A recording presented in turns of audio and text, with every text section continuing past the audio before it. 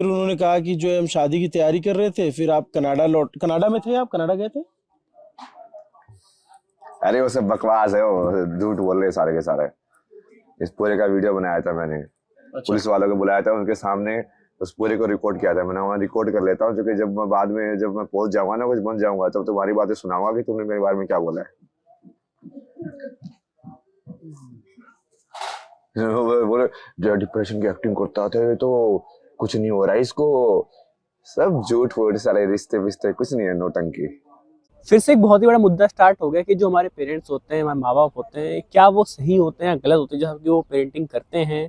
आखिर वो चाहते क्या हैं, क्या उनके मोटिव होते हैं, क्या तुमको उनकी बात सुननी चाहिए नहीं सुननी चाहिए, उनके अगेंस्ट रिवोल्ट करना चाहिए। तो बहुत सारी चीज़ें हैं और ये स्पेशली अभी की जो जनरेशन है उसमें ये क्वेश्चन बहुत ज़्यादा अराइज हो रहा है कि माँ बाप को मतलब मानो नहीं, ठीक से मानो नहीं, समझो नहीं उनको। तो मैंने सोचा क्यों ना बात करी जाए, क्योंकि हम भी इस जनरेशन की है, बहुत ज़्यादा पुराने नहीं है। और मुझे हाल ही में पता चला है कि माँ बाप के दो पहलू होते हैं। मतलब माँ बाप को समझने के लिए तुमको एक उम्र तक आना बहुत ज़रूरी होता है, तब तुम जो चीज़ों को जो है ज़्यादा अच्छे समझ पाते हो। और शायद मुझे लगता है अब वो उम्र धीरे धीरे मेरी आ गई है, तो उसके साथ ये भी लगता है बुढ़ापा भी आ रहा है। लेकिन हाँ, कुछ चीज़ें होती हैं जो उम्र के साथ ही समझ में आती है, तो ऐसे ही माँ बाप होते हैं, वो उम्र के साथ ही समझ में आते हैं।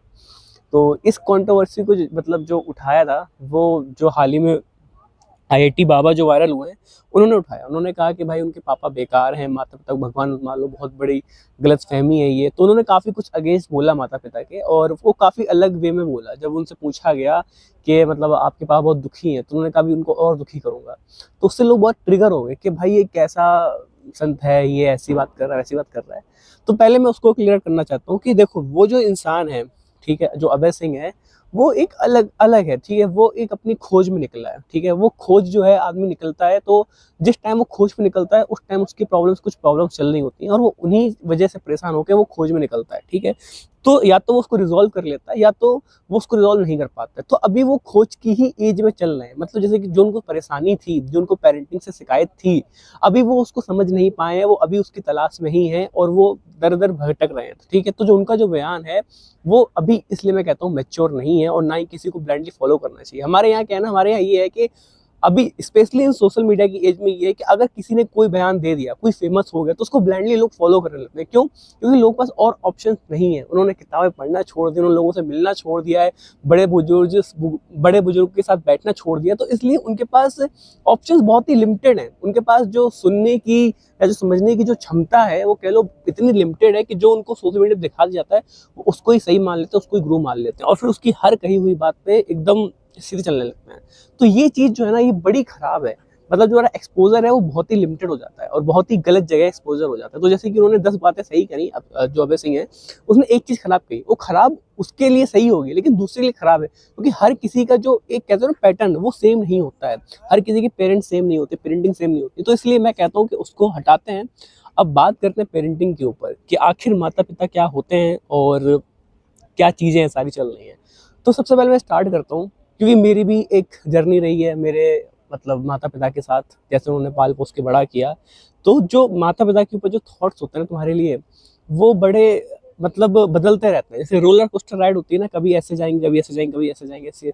और शायद यही ज़िंदगी है कि जब बच्चा छोटा होता है तब वो उसके लिए माता पिता के लिए बहुत प्यार होता है, सब कुछ होता है, क्योंकि चीज़ें बड़ी लिमिटेड होती हैं। तुम्हारा कॉन्फ्लिक्ट नहीं होता माता पिता से। जैसे कि मान लो तुम अभी 10 साल तक हो, then at the age of 10, ठीक है, तो कॉन्फ्लिक्ट जो होने की कह सकते हो पॉसिबिलिटीज होती हैं, वो बहुत कम होती हैं, क्योंकि कॉन्फ्लिक्ट होगा ही नहीं। क्यों होगा भाई? क्योंकि उन्होंने कहा तुमको बाइसिकल चाहिए, तुमको फुटबॉल चाहिए, माता पिता ने दिला दिया, एंड दैट्स ऑल।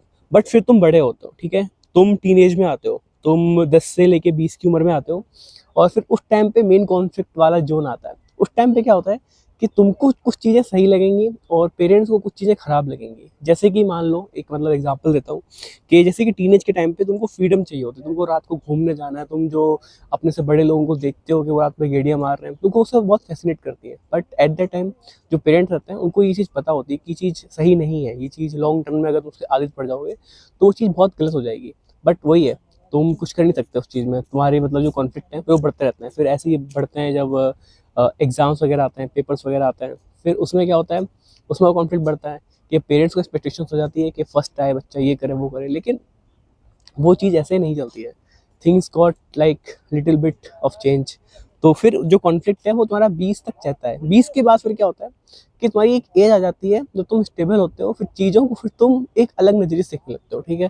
तुम्हारे वो फाइनेंशियल बर्डन आ जाता है, फिर तुमको लगता है कि भाई जिस चीज़ के लिए मैं कहता था, फिर तुम समाज को देखते हो, फिर तुमको लगता है कि जो रात भर घूम रहा है वो तो आवारा है, और फिर तुमको लगता है यार वो तो सही मना करते थे।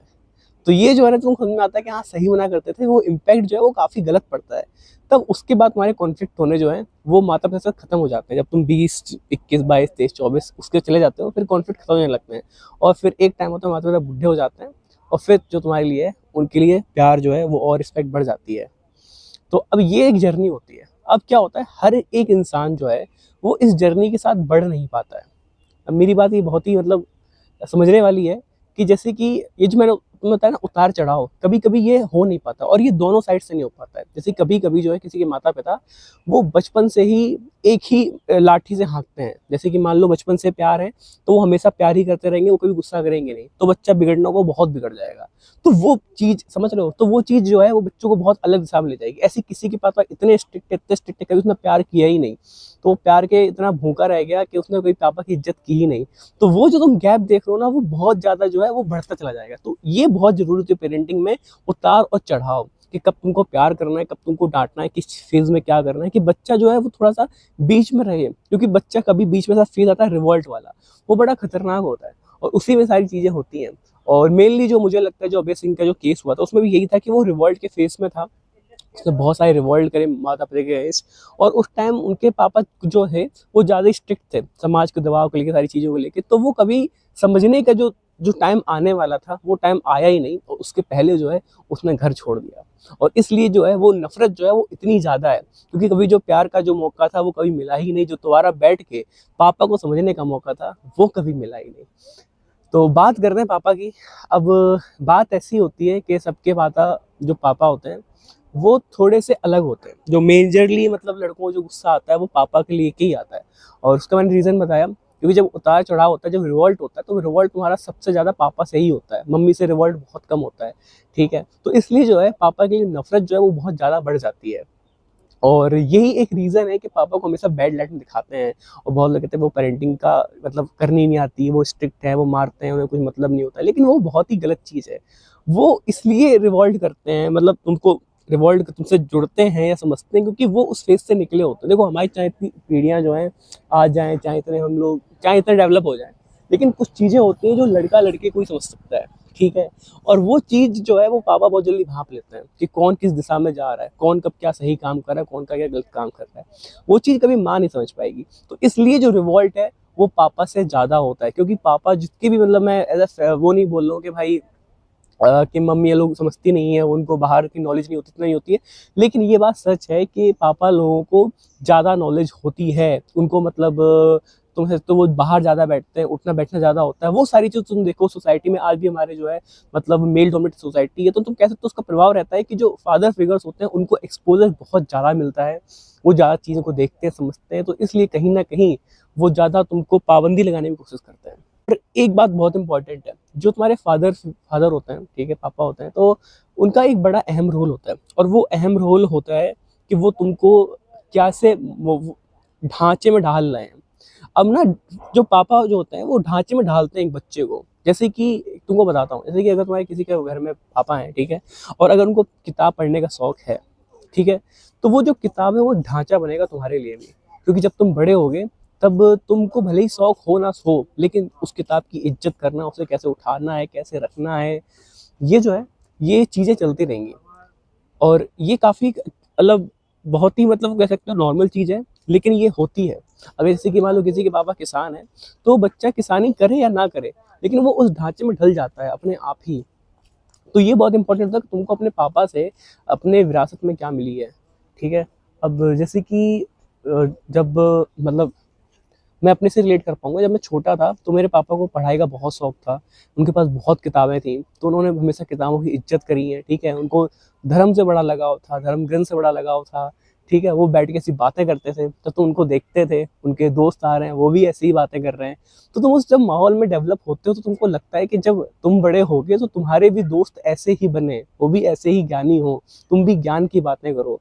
तुम भी चीज़ों को पढ़ो, चीज़ों को समझो, किताबों की इज्जत करो, किताबें क्या होती हैं। तो वो उनको उठना, रखना, सँभालना, जो मैंने बचपन से देखा है भाई, जो बेडरूम है पापा का उसमें पूरे मतलब किताबें भरी हुई हैं, 500 1000 किताबें भरी हुई हैं, ठीक है। मेरे दादाजी का भी यही था, उनका भी पूरा कमरा किताबों से भरा हुआ था। तो उसमें जब तुम ऐसे माहौल में बड़े होते हो, सिर्फ पापा नहीं, बाबा नहीं, तो ये सब जो तुम चीज़ें देखते हो तो उससे तुम्हारा सब कुछ फ्रेम होता है। तो जो लोग कहते हैं ना कि वो बेकार है, उनको मतलब नहीं रखना चाहिए पापा से, वो कुछ नहीं होता, तो वो बहुत बेकार चीज़ है, वो बहुत बेकार कॉन्सेप्ट है। वो मुझे लगता है कि इसका कुछ अस्तित्व नहीं है, क्योंकि वो बहुत ही बड़ा, तुम समझ सकते हो, तुम एक बच्चे को ढालते हैं कि कैसे वो जाके बड़ा होगा। अगर आज मैं ऐसी बातें कर रहा हूँ तो उसमें बहुत बड़ा योगदान है पापा का, ठीक है। अगर कोई मतलब सवारी बनता है, कुछ ही बनता है, तो उसका भी बड़ा योगदान होता है उसके पापा का, क्योंकि वो मेंटली इतना प्रिपेयर नहीं होता। जैसे कि जो हम सीखते हैं, अपने इमोशंस डेवलप करते हैं कि हमारे कैसे आगे जाके इमोशंस होंगे, वो हम सबसे पहले अपने पेरेंट्स से ही डिराइव करते हैं कि उनके इमोशंस कैसे हैं। जैसे कि मेरे पापा के इमोशंस बहुत ही हार्ड है, ठीक है। वो कैसी भी सिचुएशंस को बड़े ही, कह सकते हो तुम, झेलने की क्षमता उन्हें बहुत ज़्यादा है। तो मैंने उस लेवल की झेलने की क्षमता देखी हुई है, तो कहीं न कहीं मुझे लगता है कि अगर मेरे में कोई परेशानी आएगी तो मैं भी उसको झेलूँगा। तो ये सारी चीज़ें होती है ना, ये सब तुम बचपन से ही अपने घर से ही सीखते हो कि चीज़ों पे कैसे रिएक्ट करना है। मान लो तुम्हारे साथ कुछ बुरा होता है, तुम्हारे साथ उस टाइम पे तुमको कैसे रिएक्ट करना है। तो ये सारी चीज़ें तुम घर से ही सीखते हो, और घर पे तुम्हारे माता-पिता तुम्हारे इमोशंस डेवलप करने में, तुम्हारा कैरेक्टर बिल्ड करने में ये बहुत ज़्यादा हेल्प करते हैं। जैसा उनका कैरेक्टर होता है, तो वैसे ही तुम्हारा कैरेक्टर, एक उस पे बहुत ही बड़ा प्रभाव पड़ता है।